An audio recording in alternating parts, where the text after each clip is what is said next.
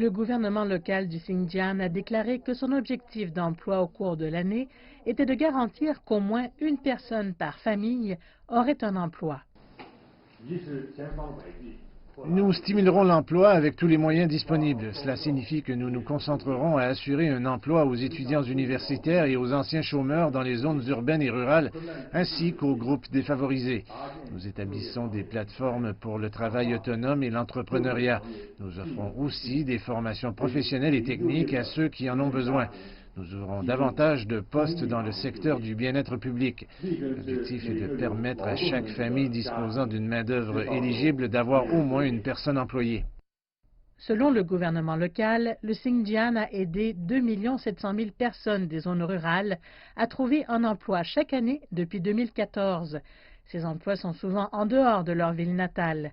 Les autorités locales ont déclaré qu'elles continueraient d'aider les demandeurs d'emploi à trouver du travail.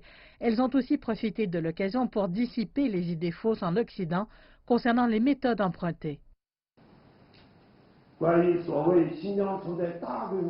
Nous avons déjà réfuté à plusieurs reprises les soi-disant rapports sur le travail forcé en masse au Xinjiang. Une telle affirmation est une pure invention faite par certaines agences anti-Chine. Ce ne sont pas les faits réels. Le responsable a déclaré que le peuple du Xinjiang jouit des mêmes droits et libertés que ceux qui se trouvent ailleurs en Chine. Les habitants du Xinjiang sont comme tous les autres en Chine. Leurs droits sont protégés par la loi. Ils ont tous la liberté de choisir leur propre profession. Ils ont tous la liberté d'aller où bon leur semble. Leur liberté personnelle est pleinement garantie, tout comme leurs coutumes et leur culture, leurs croyances religieuses, leur langue parlée et écrite.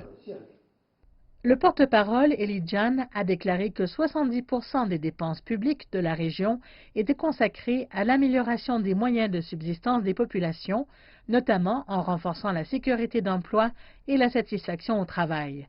Les fonctionnaires disent aussi que la région travaillera à l'éradication de la pauvreté cette année, car il y a encore 10 districts pauvres où le revenu annuel moyen par habitant demeure inférieur à 4 000 yuan, soit $560.